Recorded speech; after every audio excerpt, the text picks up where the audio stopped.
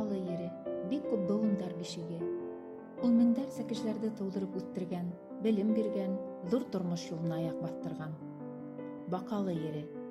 Ул гүзәл тәбиғәте менән генә түгел, эш һөйөүсән, намыҫлы, һәләтле һәм ҡаһарман кешеләре менән дә дан тота. Тап бына ошондай кешеләрҙең береһе күренекле драматург, Башҡортостандың халыҡ яҙыусыһы, Салауат Юлаев исемендәге дәүләт премияһы лауреаты Нәжип Асанбаев. Ғүмерҙе бит йылдар билдәләмәй. Әммә Нәжип ағай тормошоноң ниндәйҙәре генә булмаған. Ул яҡты һәм бай эстәлекле. Унда көтөлмәгән осраҡтар ҙа, бәхетле миҙгелдәр ҙә бик күп. Нәжип Асанбаев 1921 йылдың 7 ноябрендә Бакалы районы Ахман ауылында урта хәлле ғаиләлә тыуған. 1921 йыл. Ил өҫтөнә ҡот-осҡос афәт ябырылған йыл. Аслыҡтан миллионлаған кешеләр ҡырылған йыл. Шулай итеп, донъяға килеү менән уға тәбиғәттең ошо шәфҡәтһеҙ һынауын үтергә яҙған була. Ата-әсәһе бик белемле кеше булғас, урыҫ һәм гәрәк графикаһын яҡшы белгән. Ахман ауылында балыҡлы 7 йыллыҡ мәктәбендә белем ала. Артабан Өфө финанс-иҡтисад техникумына уҡырға инә.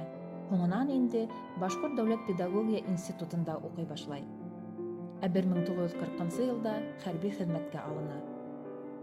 Ауылдың бик тырыш игенсеһе Василий, йәғни буласаҡ драматургтың атаһы, НЭП осоронда тормошон яҡшыртып, күңелле генә йәшәй башлай. Ләкин мәл матур бер төш һымаҡ ҡына булып ҡала. Хәлле тормошло, уңған, булдыҡлы игенселәрҙе, шул эптән Василий ағайҙы ла кулак тигән мөһөр баҫалар ҙа иген иккән баҫыуынан айырып, баштаһын йәһәннәмгә ылаҡтыралар. Ошо ғәрәсәттең еле кескәй Нәжипкә лә килеп ҡағыла. Икенсе көндө үк уны мәктәптән ҡыуып ҡайтаралар. Бына шулай ҡағыла-һула үҫә малай. Белем алыуға ынтылышы бик көслө була. Ул үҙенең маҡсат ышаныслы рәүештә атлай.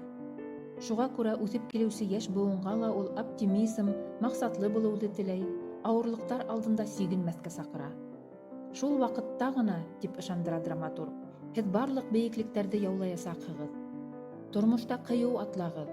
Ҡыйыулыҡ бик мөһим. Нәжип Асанбаев башҡорт әҙәбиәтенә нисек килгән һуң? Ауыл малайы нисек итеп үҙенә иғтибарҙы йүнәлтә алған? Ҙур булмаған хикәйәләр, шиғырҙарҙы ул мәктәптә уҡыған осорҙа уҡ яҙа. Беренсе шиғыр һәм хикәйәләрен мәктәптә 5-нче синыфҡа уҡырға килгәс яҙа башлай. Район гәзитендә баҫылып та сыға. Әлбиттә, был уның өсөн ҙур ҡыуаныс була. Уҡыусылар араһында абруйы арта. Уның журналистика һәм публицистика менән етди мауығып китәһен бер кем дә уйламай. Өфөләге финанс-экономик техникумының 1-нче курсын тамамлағас, егеткә дуҫтары уның урыны бында түгеллеген, налог инспекторына ла уҡыуының кәрәге булмауын әйтәләр. Һинең стихияң китаптар, һин яҙ, тиҙәр дуҫтары уға. Һәм хаҡлы булалар. Буласаҡ драматург бер нисә тиҫтә әкиәт яҙып, уларҙы институт директорына алып барып күрһәтә. Көтмәгәндә улар тураһында яҡшы ғына һүҙҙәр ишетә һәм 100 һум гонорар ала. Егеттең бәхеттән башы күккә тейә. Ҡанатланып, ул тағын да күберәк яҙа башлай. 10 класс өсөн экстерн имтихан тапшырып, урта белем тураһында аттестат ала һәм Башҡорт педагогия институтының башҡорт теле һәм әҙәбиәте факультетына уҡырға инә. Совет армияһы сафтарына саҡырылғанға ҡәҙәр Йәрмәкәй районы мәктәбендә уҡыта. Асыҡ күңелле, йор һүҙле, тырыш егет балалар күңеленә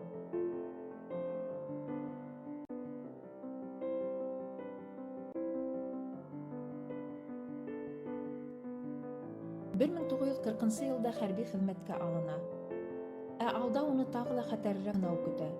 Армияға алынғас та күп тә үтмәй, бөтә илде тетрәткән һуғыш башлана. 1 йыл алыҫ көнсығышта хеҙмәт итә. Унан Рязань артиллерия училищеһында уҡый. 20 йәшлек батарея командиры һуғышта батырлыҡтар күрһәтә. Бөйөк Ватан һуғышында ҡатнашыусы булараҡ, ул һуғыштан хеҙмәттәре өсөн медале, 2 ҡыҙыл йондоҙ ордены, 1-нсе һәм 2-нсе дәрәжә Ватан һуғышы ордендары менән бүләкләнгән. Һуғышта еңеү килтергән 1945 йылға тиклем ҡатнаша ул. Драматургтың тормош юлының тағы бер генә мәленә иғтибар итәйек. Һуғыш тамамланыу менән армиянан егеттәр өйгә ҡайта башлай. Бына бер 21-нсе йылғаларға ла сират етә. Тәүҙә һалдаттар, саҡ ҡына һуңыраҡ сержанттар тыуған яҡтарына юл тота. Асанбаевтың да бик ҡайтаһы килә, ләкин офицерҙарҙы ебәрмәйҙәр. Асанбаев рапорт артынан рапорт яҙа. Полк командирынан башлап оборона министрына ҡәҙәр барып етә, ләкин береһенән дә ыңғай яуап ала алмай. Һалдаттың кемлеге һуғышта беленә, иң хәтәр осраҡтарҙа ла һынатманың, һин бит батыр йөрәкле, төплө белемле офицер. Там бына һинең кеүектәр кәрәк армия өсөн. Йәп-йәш көйөңә капитан булдың, майор йондоҙо ла оҙаҡ көттөрмәҫ. Һинең һәләт менән генерал погоны хаҡында хыялланһаң да яҙыҡ түгелдер. Теләйһеңме, үҙем ебәрәм юл академияға. Армиянан китмәйһең. Шулай итеп, һуғыштан һуң да 4 йылға яҡын ғүмер уҙа. Нәжип Асанбаев журналистиканы күңеленә яҡын ала һәм тиҙҙән тулыһы менән әҙәбиәт донъяһына сума. Республиканың Ҡыҙыл таң газетаһында эшләй башлай. Унан уның үҙ хәбәрсеһе булараҡ Октябрьский һәм Салауат ҡалаларында йәшәй, нефтселәр тормошон өйрәнә. 1949 йылда Ҡыҙыл таң газетаһында әҙәби хеҙмәткәр һәм бүлек мөдире вазифаһын башҡара. Бында эшләү осоронда ул бик күп очерктар, хикәйәләр һәм пьесалар яҙа. Бер аҙ ваҡыт Салауат театрының директоры булып эшләй. 1961-63 йылдарда Нәжип Асанбаев Мәскәүҙә СССР Яҙыусылар союзы ҡаршыһында ойошторолған юғары әҙәби курстарҙа уҡый. Унан ҡайтҡас, Башҡорт дәүләт академия театры директоры вазифаһын башҡара. Нәжип Асанбаевтың әҙәби баҫмаларҙа бик иртә күренә башлай. Уның «Алһыу», «Карта» кеүек хикәйәләре, «Ҡунаҡ» тигән пьесаһы ошо осорҙа ваҡытлы матбуғатта донъя күрә. Бөйөк Ватан һуғышы осоронда совет балаларының патриотизмын сағылдырған «Кәрим» хикәйәһе 1946 йылда республикала уҙғарылған конкурста 3-нсе урынды яулай. 1955 йылда яҙыусы үҙенең «Беҙгә егеттәр килде» тигән ҙур күләмле тәүге пьесаһын яҙа. Был лирик комедия Башҡорт дәүләт академия драма театрында һәм Салауат театры сәхнәһендә күрһәтелә. 1958 йылда ҡуйылған «Рәйсә» драмаһы яҙыусының театр сәнғәтенең ҡатмарлы ҡанундарын үҙләштерә барыуын билдәләп тора. Был әҫәр шул осор башҡорт драматургияһының популяр әҫәрҙәренең береһе булып таныла. Бер аҙ һуңыраҡ уның дауамы итеп «Фәйзи» драмаһы барлыҡҡа килә.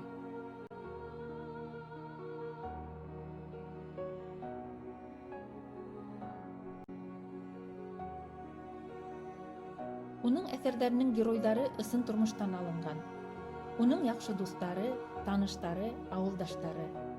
Автор уларҙың исемдәрен генә үҙгәрткән.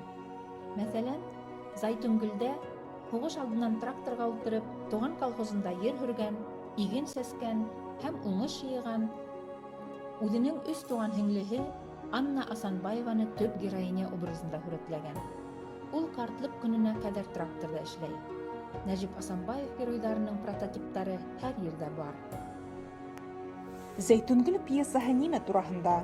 Был хаҡта Нәжип Асанбаев былай ти: әҫәремдә мин ерҙә йәшәүҙең мәғәнәһе нимәлә тигән һорауға яуап бирергә тырыштым. Кеше ерҙә бәхетле тормош төҙөү өсөн йәшәй, был аксиома. Әммә тормошто емереүселәр, ҡыйратыусылар да бар. Зәйтунгөл төҙөүсе, ә Айбулат емереүсе, ҡыйратыусы. Драмала бына ошо бер-береһенә ҡапма-ҡаршы булған ике көс үҙ-ара бәрелешә. Әҫәрҙең конфликты бына ошонда. Мин Зәйтунгөлдө төҙөүсе тинем. Ә нимә төҙөнө ул? Кешеләр араһында ысын кеше булып йәшәү өсөн көрәште, мөхәббәтен төҙөнө. Тол ҡатын хәлендә ҡалһа ла, исемен сығарманы, мөхәббәтенә тоғро булып ҡалды. Ғаиләһен тарҡатмаҫ өсөн бик күп көс алды. Ауырлыҡтарға бирешмәйенсә бынамын тигән егет үҫтерҙе. Хеҙмәт фронтында ла алдынғылар сафында барып, халыҡ араһында исеме гел маҡталып телгә алынды. Йыйып әйткәндә, Зәйтунгөл үҙ шәхесен төҙөнө. Беҙҙең йәмғиәт кешеһенә генә хас сифаттары булған шәхес дәрәжәһенә күтәрелде. Ә Айбулат, ул үҙенең мөхәббәтенә хыянат итте. Дуамаллығы арҡаһында трактор менән күперҙән ҡолап төштө, хөкөм язаһына тарттырылды. Һуғышта ла, ана ошо холҡо арҡаһында батырлыҡтар күрһәтеү менән бергә яҙыҡ эштәр ҡылып йөрөнө. Эш килмәгән бер кеше булараҡ, үҙе лә бәхет күрмәне, ғаиләһенә лә көн күрһәтмәне. Ул бөтәһен дә юҡҡа сығарҙы, емерҙе, ҡыйратты. Шәхес булараҡ тарҡалды, кешелеген юғалтты. Әммә тәбиғәт барыбер үҙенекен әйтә, уның үҙ закондары бар. Емереүсе ҡыйратыусыға ҡарағанда, төҙөүсе, ижад итеүсе барыбер көслөрәк. Һуңғы сиктә еңеү барыбер төҙөүсе яғында. Айбулат та Зәйтунгөл алдына килеп тубыҡланырға мәжбүр була. Драманың финалы шундай. Айбулатты Зәйтүнгөл кисерһә лә, беҙ уны ғәфү итә алмайбыҙ. Сөнки ул социаль яҡтан ҡурҡыныс тип, сөнки ул емереүсе, ҡыйратыусы. Нәжип Асанбаев ҡыҙғанысҡа ҡаршы очерктарын айырым китап итеп баҫтырып сығармаған. Улар бер нисә китаптан торорлоҡ. Уның Чехословакияның милли геройы Даян Мурзин тураһында, Ҡара генерал, Рәүеф Дәүләтов тураһында, Хызыр Ильяс илендә, Баҡалы эшсәндәре тураһында, «Эй баҡалым» тигән очерктары, мәҡәләләре Ҡыҙыл таң газетаһында баҫылып сыҡты. 2 йыл рәттән 1994-1995 йылдарҙа ул Ҡыҙыл таң газетаһының йыл һайын бирелә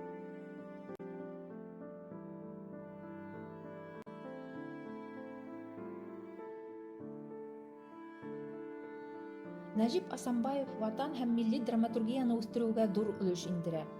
Уның ижады башҡорт драматургияһы классикаһы һәм республикалағы күп милләтле мәҙәниәттең сағыу кәүҙәләшешенә әүерелде. Нәжип Асанбаев тарафынан ижад ителгән әҫәрҙәр башҡорт әҙәбиәтенең һәм театрының алтын фондына инде. Совет дипломаты, яҡташыбыҙ Кәрим Хәкимовтың яҙмышы тураһында «Ҡыҙыл Паша» исемле пьесаһы ижадында айырым урын биләй.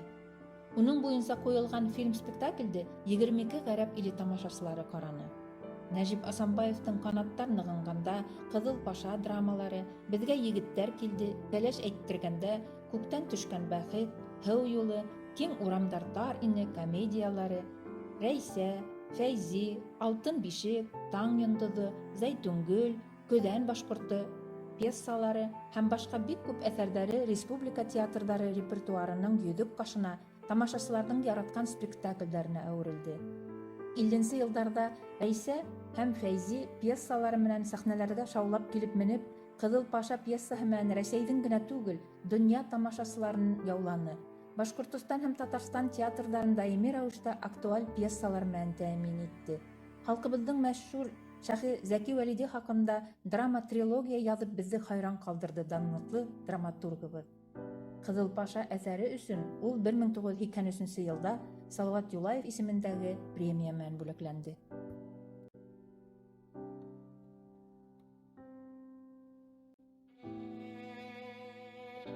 Бер ваҡыт Нәжип Асанбаевтың кабинетына Кәрим Хәкимовтың тормошон, эшмәкәрлеген өйрәнеүсе, хәбәрсе Лотфой Ғәҙилов килеп инә.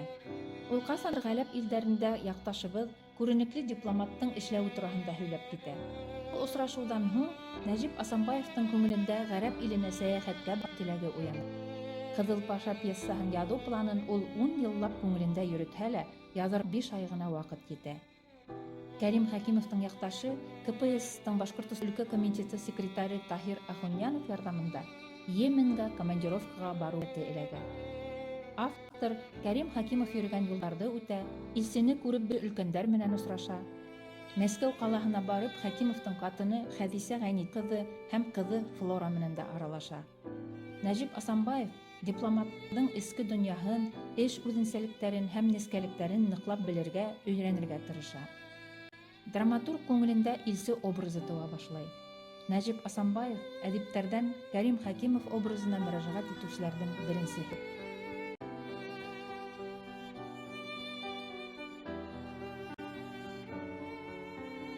Нәжип Асанбаев Кәрим Хәкимов образын тыуҙырыу өсөн уның биографияһын ентекле өйрәнә.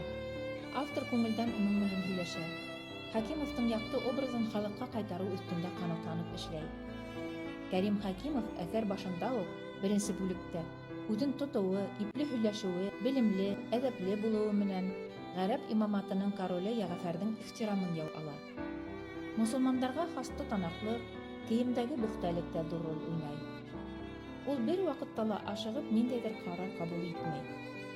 Пьесала был Насир менән аралашҡан арала күренә. Насир ҡатынын врачтарға күрһәтергә ҡәтғи рәүештә ҡаршы сыға. Совет врачын ғәйепләй, ғауға сығара.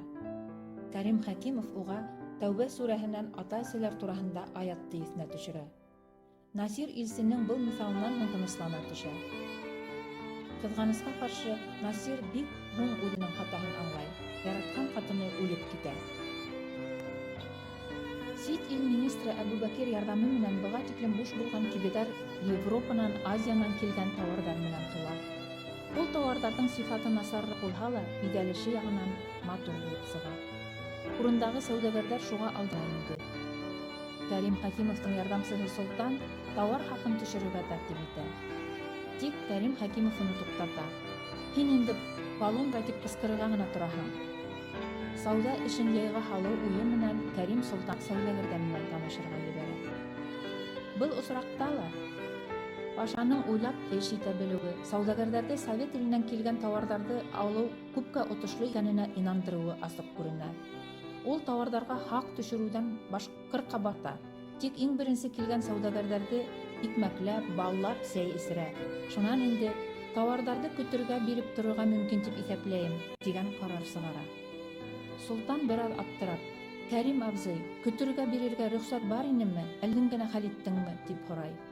Ошо күренештә лә Хәкимовтың тәүәккәллеге, батлығы автор тарафынан бик оҫта күрһәтелә. Сит ерҙәрҙә тыуған яҡты һынау хисе лә пьесала асыҡ күренә. Яҡташы Кәримгә туғандары менән бәйләнешкә инергә ярҙам итә. Бер осрашыуҙа ул Ғүмәргә: «Беҙ ҙә бында тыуған илебеҙҙе бик һағындыҡ. Солтан теге көйөңдө һыҙҙыр әле», ти һәм тыуған ил тураһында йырлап ебәрә. Ҡыҙғанысҡа ҡаршы Ғүмәргә тыуған иленә ҡайтып, туғандарын, балаларын ҡосаҡлап һөйөргә насип булмай. Тыуған илен, ата-бабалар ерен һағыныу хисе һәр әҙәм балаһына хас. Ниндәй генә иҫ киткес матур, ожмаҡтай сит тарафтарҙа йөрөһә лә, кешене ғәзиз тыуған тупрағы, тарихи тамырҙары тарта. Кәрим Хәкимовтың үҙ эшен еренә еткереп эшләй белеүен автор бик оҫта күрһәтә. Король Йәғәфәрҙең улы буласаҡ тәхет вариҫы Әхмәтте лә әкренләп Совет иле менән ҡыҙыҡһындырыуға ирешә. Кәрим, йәмәғәт, бына «Правда» газетаһы килде. Унда король Йәғәфәр улы Әмир Әхмәттең СССР-ға дуҫлыҡ визиты менән барасағы яҙылған. Ошонда яңылыҡтарҙы ишеткән Әхмәт: «Юҡ, атай, ул ҡоро паша ғына түгел, Ҡыҙыл паша», тип әйтә. Шулай итеп, Совет Социалистик Республикалары Союзы һәм Ғәрәп имаматы араһында дуҫлыҡ һәм сауҙа итеү тураһында договор раҫлана. Авторҙың теләге тормошҡа аша. Ул Кәрим Хәкимов образын халыҡҡа ҡайтарып бирә.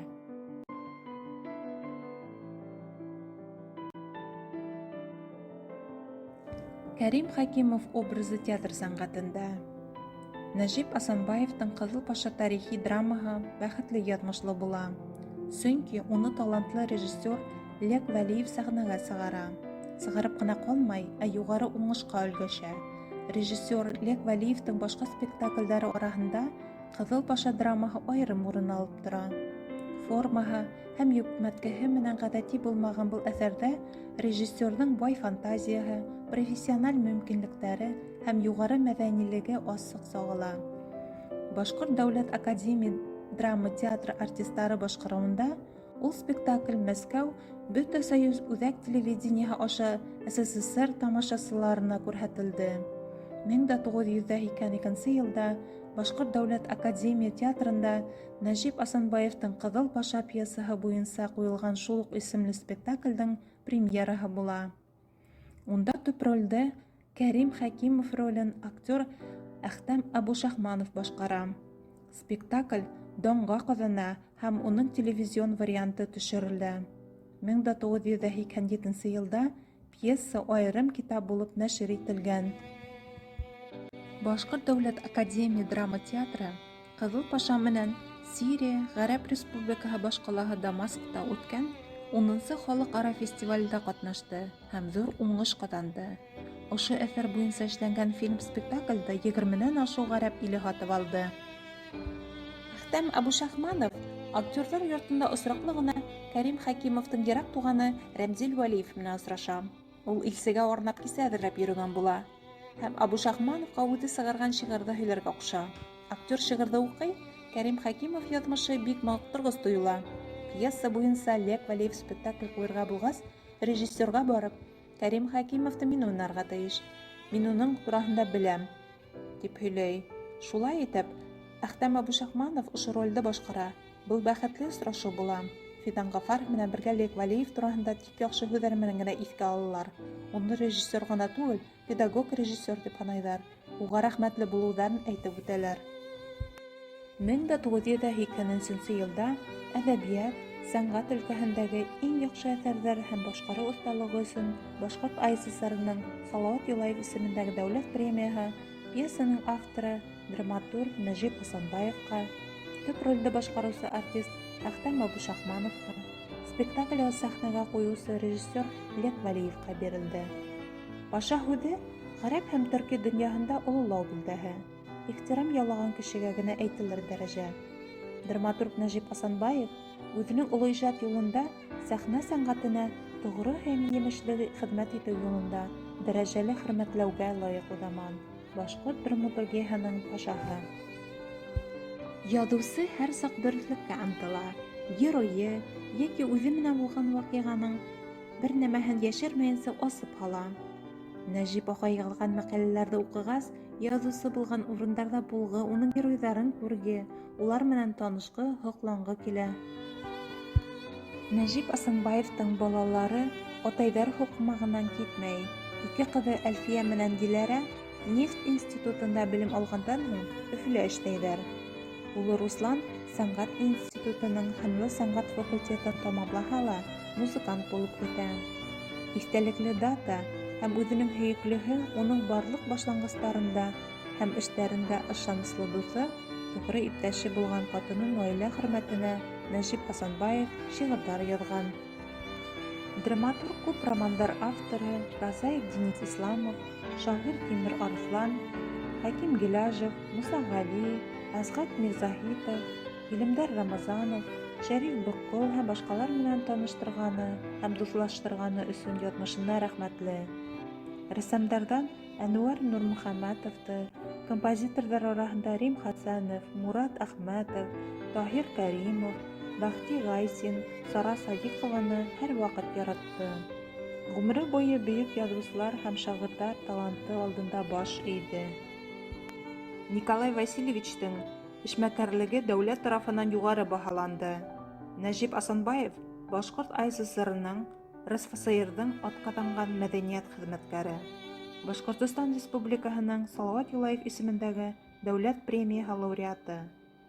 Хеҙмәт ҡыҙыл байраҡ, 1-нсе һәм 2-нсе дәрәжә Ватан һуғышы, ҡыҙыл йондоҙ, халыҡтар дуҫлығы, Салауат Юлаев ордендары менән бүләкләнгән. Легендар драматург 2013 йылдың мартында вафат булды. Көнләшерлек яҙмыш. Ул үҙ ижады менән алыҫ илләргә лә юл асыусыларҙың береһе. Эйе, Нәжип Асанбаев сал сәсле, аҡ йөҙлө, аҡ күңелле, барлыҡ быуын кешеләренә йылы һүҙ табып, һәр береһенә ихлас серҙәш, тоғро иптәш булып һөйләшә белеүсе әҙип ине. Өлкән йәшенә ҡарамаҫтан, ҡайҙа тормош, хәрәкәт ул шунда. Сөнки йәш иҫәбе уның өсөн һан түгел, эшләгән эш, ҡылған изгелек, бына ниҙәр менән үлсәне ул йәшәйеш ғүмер иҫәбен. Нәжип Асанбаев Баҡалы районының почетлы гражданы.